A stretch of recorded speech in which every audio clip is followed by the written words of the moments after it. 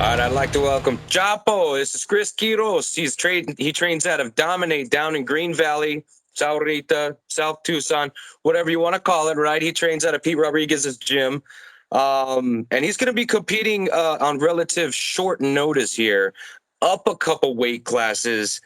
Now we'll touch on that, but let me just say, get that off there, because that is some gangster ass shit. Okay. I love it when dudes jump in last minute to save a fight, help the promoter out, and, get a chance to showcase what they're all about. That's, the anytime, any place, anybody. That is that mentality that you want to see in a fighter. And I mean, right there in just a couple seconds, I let everybody know what the fuck is up. So, talk to me about this opportunity that you have on March 5th over at the Rialto Theater with Rise of the Prospects. Yeah, man. Hey, so I got a phone call last week from my coach saying, hey, we got a 45-pound weight class that needs to be filled. Last second fight. I stay in the gym all the time, man. So when my coach called me up with the information, it was no doubt about it. Fuck yes, let's take this fight. It's been my first fight here in my hometown for almost 2 years. So it's a huge opportunity for me. Yeah, not just to represent for my people here in town, but just to kind of put a notch in my belt. Like you said, man, anytime, any place, any weight class, I'm going to step in there and do my thing. And that's the biggest reason that I'm taking this fight, man, is to make a statement for the 125 pounders, 135 pounders, 145 pounders out there that it doesn't matter, man. I'm ready to come and bang, ready to come in and put on a scrap, you know. But that's how I'm seeing this fight, man. Definitely. All right. And before we get into the opponent, I want to focus more on you because that's what this interview is all about. Now, I just told everybody that you took this fight on short notice. It's up a couple weight classes. You normally compete at flyweight, which is my favorite division. Okay, not Hey, shy about it.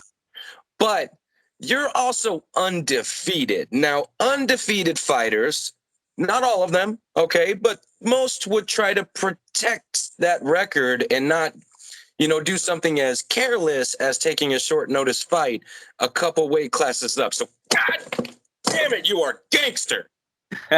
hey, thank you, brother. Yeah, when it comes to the amateur rankings, man, it doesn't matter to me. I'm undefeated, yeah, but you know, it's all practice. Once you get to that pro level, is when those records really start mattering.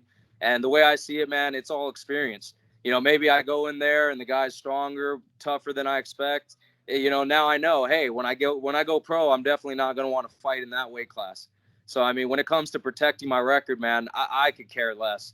Like I said, I'm just here to scrap, and I'm excited for it, man. Records mean nothing to me at this point in my career. I'm just trying to get the experience and get better, for sure. Yeah, regardless, man. Again, undefeated. You know what I mean? That when people hear, "Oh wow, he's undefeated," you know what I mean?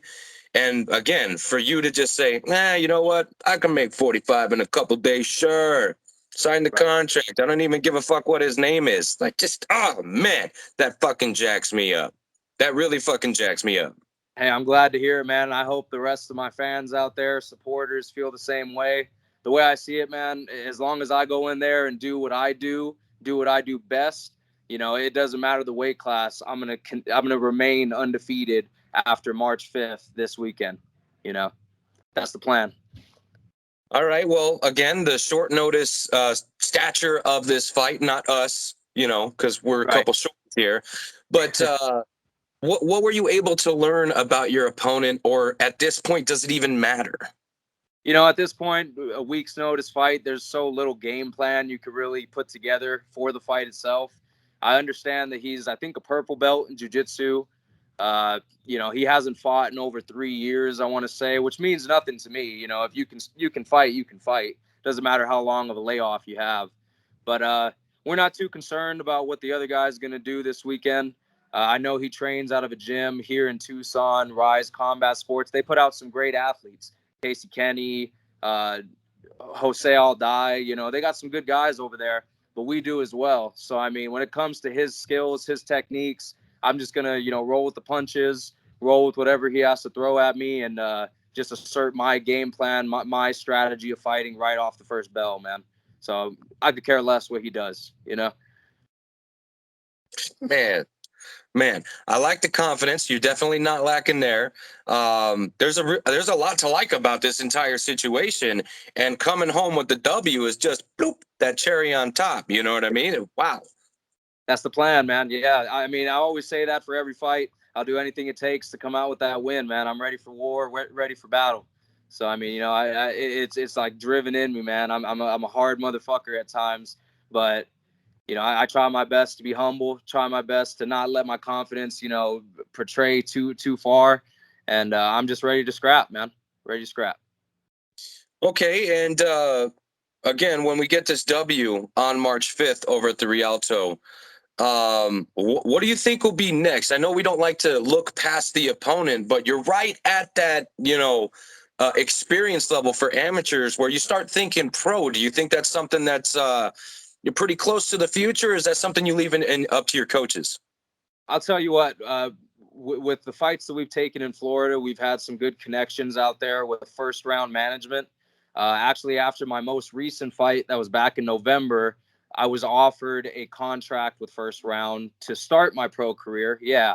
The numbers didn't match up too good just yet. Yeah. And, you know, we're going to take a few more fights. I possibly have. So my next one after March 5th is looking like it's going to be another title shot for Rise FC in Palm Beach, Florida.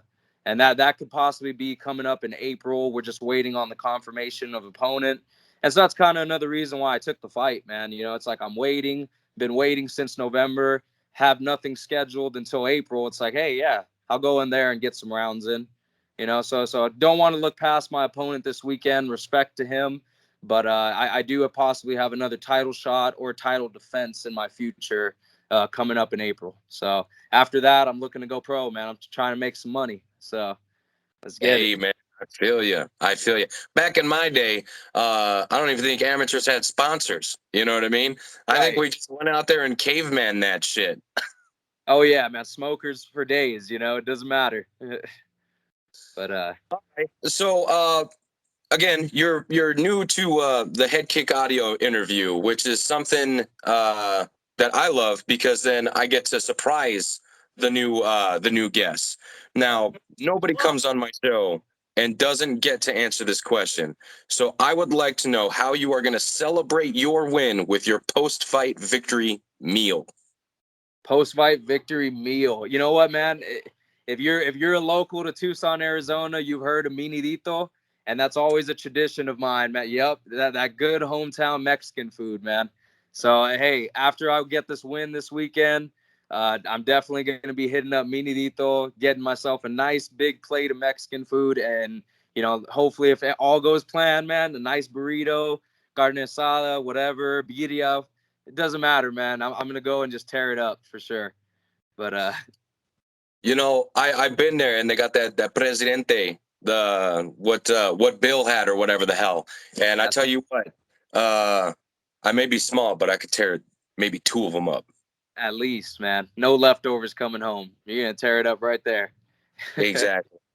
that's Yeah, the plan. that's a good spot. That's a good spot, a good local spot. Been there for a long time, so I definitely can see why you're going there to celebrate for sure.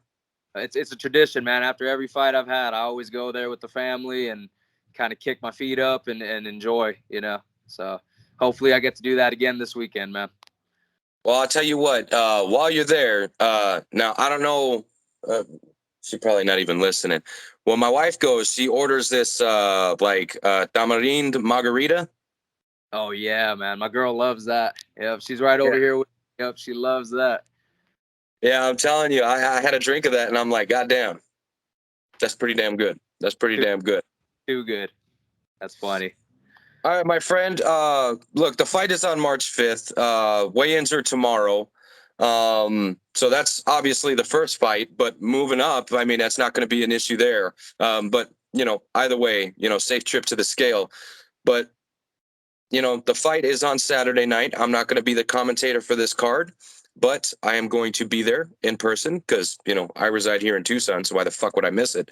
Right. Uh, and dude, I'm very excited to see you compete. Now, a little bit more excited than had I just walked off the couch and met you, because you're still a flyweight. You're Yes, still a sir. flyweight, my guy. So remember, those guys, they are right here and they are stuck there forever. So that's where you're going to be. So I'm very excited to see you test the waters over at featherweight with Rise of the Prospects. And I wish you all the luck in the world. And maybe after we'll get a beer. You know what I'm saying?